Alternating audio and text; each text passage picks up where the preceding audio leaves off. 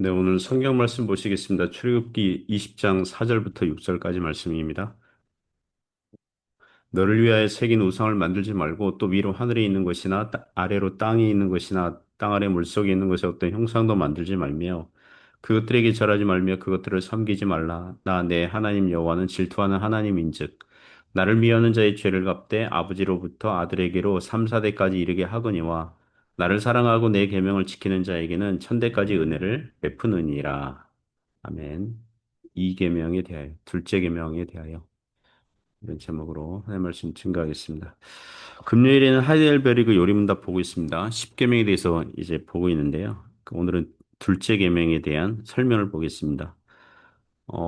하이델베르그 요리문답이 1563년에 나왔고요. 그리고 약 80년 후쯤에 웨스트민스터 신앙고백서 또 소교리문답, 대교리문답 나왔기 때문에 그 대교리문답 보니까 또 10계명에 대한 설명 나오는데 이제 설교 준비하면서 같이 참조해서 봤습니다.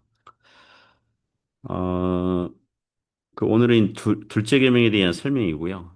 그 먼저 그 96번 문답이 전체적인 그 정의와 설명이라고 보면 되겠습니다. 질문이 이런 거죠. 96번 질문이죠. 제2계명에서 하나님께서 원하시는 것은 무엇입니까? 답변입니다. 어떤 형태로든 하나님을 형상으로 표현하지 않는 것이고 하나님이 그의 말씀에서 명하지 아니한 다른 방식으로 예배하지 않는 것입니다. 그 참조하라는 성경 구절 중에 신명기서 4장 15절부터 18절 보시면 이렇게 나옵니다. 여호와께서 호렙산 불길 중에서 너희에게 말씀하시던 날에 너희가 어떤 형상도 보지 못하였은즉 너희는 깊이 삼가라. 그리하여 스스로 부패하여 자기를 위해 어떤 형상대로든지 우상을 새겨 만들지 말라. 남자의 형상이든지 여자의 형상이든지 땅 위에 있는 어떤 짐승의 형상이든지 하늘을 나는 날개 가진 어떤 새의 형상이든지 땅 위에 기는 어떤 곤충의 형상이든지 땅 아래 물속에 있는 어떤 어족의 형상이든지 만들지 말라. 그 신명기서 4장 여기 보시면 하나님께서 출애굽한 이스라엘 백성들에게 시내산에 강림하실 때 하나님께서 강림하실 때 눈으로 볼 수 있는 형상으로 임하시지 않았다는 거죠. 그날 산 위에서 막 불길이 타고 시커먼 먹구름 또 뭐 번개 천둥 치고 이런 건 있었지만 그게 하나님께서 임하셨다는 마치 음악 소리와 같은 하나님께서 임하셨다는 어떤 그 사람이 알아들을 수 있도록 그 이해를 돕도록 하는 그런 현상이었지. 하나님 당신께서 인간의 눈으로 볼 수 있는 형태로 임하신 건 아니거든요. 이것은 백성들에게 주시는 교훈이 있다는 거죠. 즉 그 당대에 애굽이나 가나안 족속들이 우상신들을 섬겼는데 우상신들을 조각상 하잖아요. 나무나 돌 뭐 이렇게 뭐 만들지 않습니까? 또 어떤 그 뭐 구리로 만들고 이러는데 남자나 여자의 형상으로 묘사하고 또 땅 위의 짐승, 하늘의 새 모양, 땅에 기는 곤충의 모양, 바다의 물고기 모양으로 만들어서 섬겼기 때문에 하나님 이스라엘 백성들에게는 하나님을 그와 같이 눈에 보이는 형상으로 만들어서 섬기지 말라. 이런 교훈이 있는 거죠. 그리고 하늘의 해, 달, 별 모양으로도 안 된다는 거죠. 그 이탈리아의 그 시스타나 성당 천장에 미켈란젤로가 이게 1500년대 초에 천지창조라는 그림 그렸거든요. 미술품, 예술적 가치로는 매우 뛰어난 작품이죠. 그러나 거기서 아담 창조하는 장면, 사람을 만드시는 장면에서 하나님을 묘사했는데 뭐 누구로 묘사했습니까? 하나님을 백발 수염을 가진 건장한 할아버지처럼 그렸죠. 즉 하나님을 묘사하려면 남자든 여자든 눈에 보이는 형상으로 묘사할 수밖에 없는 인간의 한계가 있거든요. 만약 그와 같이 형상으로 그림을 그리든 조각상을 하든 그것 형상 자체를 그 만든 다음에 그것 자체를 경외심으로 바라보거나 섬기게 되면 우상 숭배적인 종교의 태도를 가지게 되어 있다는 것입니다. 그러니까 하나님께서 그 금지하는 거죠. 레위기서 10장 1절 2절 보시면 그 제사장으로 세워진 그 레위기서 9장 보면 레위기서 9장에 제사장으로 세워지는 아론과 그의 아들들이 나오고 그 바로 다음 장 10장 1절 2절 보시면 그 아론의 첫째 아들 둘째 아들이죠. 나답과 아비후가 이 문맥상 보면 술을 마시고 성막에 들어가서 하나님께 분향하는데 그때 사용하는 불이 제단의 불을 사용해야 되는데 하나님께서 정하시지 아니한 다른 불, 다른 불. 영어 성경에 보면 strange fire. 다른 불, 그 재단에서 가져온 불이 아니라 뭐 집이나 아니면 다른 곳에서 가져온 불을 사용하는 바람에 불에 타서 죽는 그런 징벌을 당하거든요. 즉 하나님께서 명하시지 않은 방식으로 예배드리는 것을 하나님께서 미워하시고 가증히 여기신다는 것을 알아야 한다는 것입니다. 97번 문답 보시면 질문이죠. 그렇다면 어떤 형상도 만들면 안 됩니까? 답변입니다. 하나님은 어떤 형태로든 형상으로 표현될 수 없고 표현해서도 안 됩니다. 피조물은 형상으로 표현할 수 있으나 그것을 경배하기 위해 또는 하나님께 예배하는 데 사용하기 위해 형상을 만들거나 소유하는 일은 금하셨습니다. 자, 어떤 형상도 만들면 안 됩니까? 97번 문답 보시면 피조물은 형상으로 표현할 수 있으나 피조물은 형상으로 표현할 수 있으나 이게 어떤 얘기냐면 그 예를 들면 집에서 어린 자녀들이 장난감으로 갖고 노는 인형들이 있잖아요. 뭐 오늘날에는 어른들도 그 피규어 그래가지고 되게 유명한 그런 아주 장난감으로 이렇게 조각돼서 나오는 것도 있지 않습니까? 사람 모양이나 동물 모양의 인형들이 있죠. 그거는 만들 수 있다. 예, 그거는 그렇게 만들 수 있다. 예, 형상으로 표현할 수 있다. 예. 하나님의 일반 은총 영역 안에서 숭배하려는 목적이 아니라 종교적으로 숭배하려는 목적이 아니라 단지 아름다움을 표현하고자 하는 그 그림, 조각상 이런 건 할 수 있다는 거죠. 그런 것조차 금지하는 건 아니죠. 그러나 경배하기 위한 목적으로 형상을 만들거나 소유하는 일은 금지하였다는 것입니다. 그 사사기서 8장 보면 사사 기드온이 그 나라를 위해서 수많은 전쟁에서 승리하고 그러니까 백성들이 기드온에게 감사해서 왕이 되어 달라고 그러죠. 예. 기드온과 그 아들들이 왕이 되어 주세요. 그러니까 기드온이 거절하죠. 대신에 승리를 주신 하나님께 감사하기도 하고 그래서 기념품으로 그 이 전리품으로 얻은 그런 금고리 이런 것들 주면 자기가 그 어 뭡니까? 에봇을 하나 만들어서 자기 성읍에 두겠다 그러죠.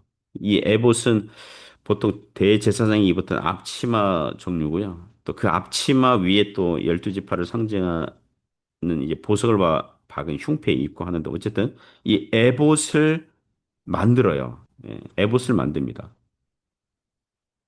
기도 자기가 뭔데? 자기 대제사장도 아니고 대제사장이 쓸 것도 아니고 그냥 기념품으로 이제 에봇을 만들어요. 자, 그러자 그게 나중에 어떻게 됩니까? 온 이스라엘이 그 에봇을 음란하게 위하고 섬겼으니 기드온과 그의 집에 올무가 되었다. 그러니까 백성들이 우상 숭배하듯 이 에봇을 섬긴 겁니다. 열왕기하 18장에는 그 저 옛날 출애굽 시대의 민수기 21장에 나오는 이 사건, 백성들이 원망하니까 하나님께서 불뱀을 보내서 이제 불뱀에 물려서 백성들이 죽어갈 때 하나님께서 모세에게 그 놋뱀을 만들어서 장대에 매달아서 높이 들면 죽어가던 백성들이 쳐다보면 살아나게 하신 사건 있었거든요. 그때 만들었던 놋뱀을 열왕기하 18장에 가던 수백 년이 지났어도 여전히 있었고 히스기야 왕 때에 백성들이 놋뱀을 향해서 분향하고 기도함으로 히스기야 왕이 우상 숭배적이라고 그러면서 놋뱀을 부숴버리는 사건이 나옵니다. 그 느흐수단 이제 사건인데요.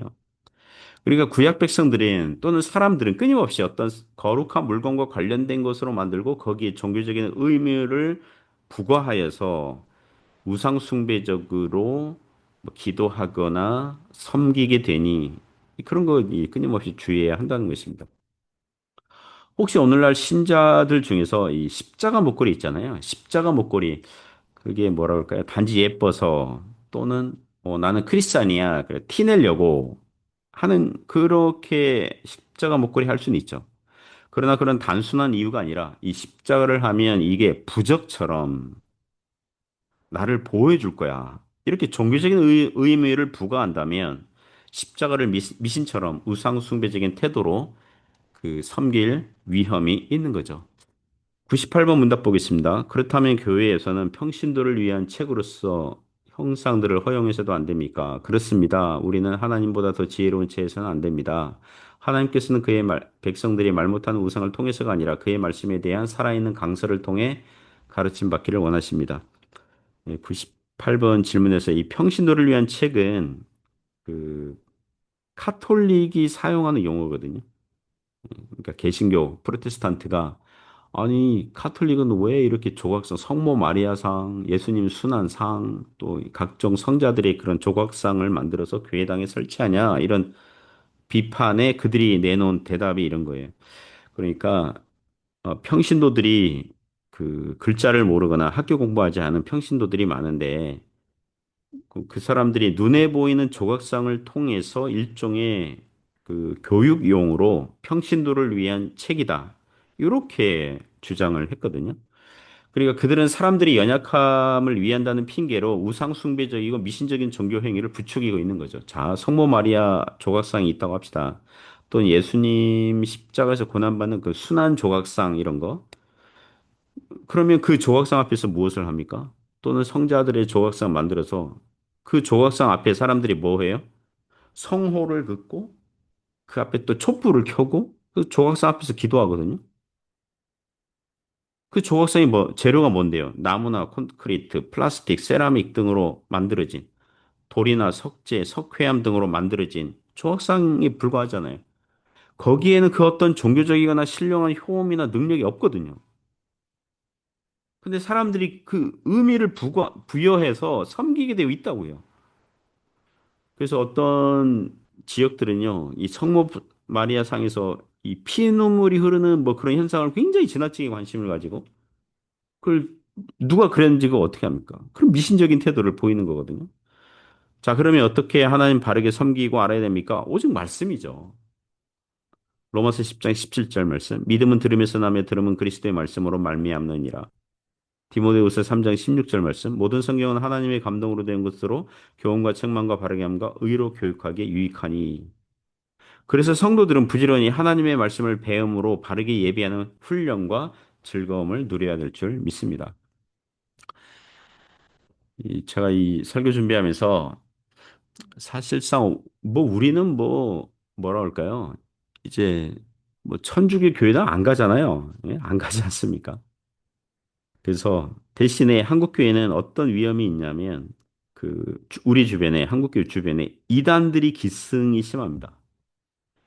1923년 통계인데요. 이 기독공보라는 이 교계 언론에서 그 여론조사를 통해서 진행한 그 통계를 보니까 기독교인 숫자를 적게는 550만에서 또 적당히는 한 800만 명, 이제 많게는 1000만 명, 뭐 이렇게 잡는 분들이 있는데 한 800만 명? 뭐 이렇게 하는데 이단들의 종류가요, 150에서 200종이래요.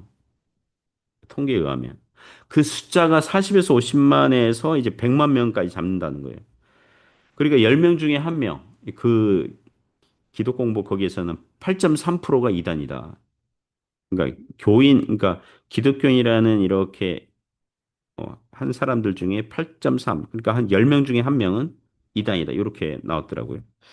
그러니까 말씀을 제대로 배우지 않으니까 그렇게 넘어가는 거죠. 예를 들면 신천주 교주가 초등학교밖에 안 나왔는데 그 따르는 사람들은 대학원 나온 사람들도 따라가거든요. 그 신천지에서 주장 중에 하나가 이겁니다. 신천지 본부가 그 과천에 있거든요. 서울 과천에 있는데 과천, 과가 과일 과잖아요. 천이 그 신에 과일나무와 시냇물이 흐르는 에덴 동산. 그러니까 과천이라는 거예요. 거기에 신천지가 있다는 거예요. 그리고 그게 신천지가 그 청계산 밑에 있대. 청계산 그 밑에 있대요. 청계 할 때 그 계가 신의 천이잖아요. 신의 천. 이 신천지 교주의 주장이에요. 봐라.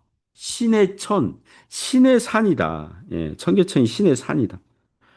그 시내는 그 시나이 반도에 있는 그게 아니잖아요. 그런데 그런 주장하는데 사람들이 넘어가요.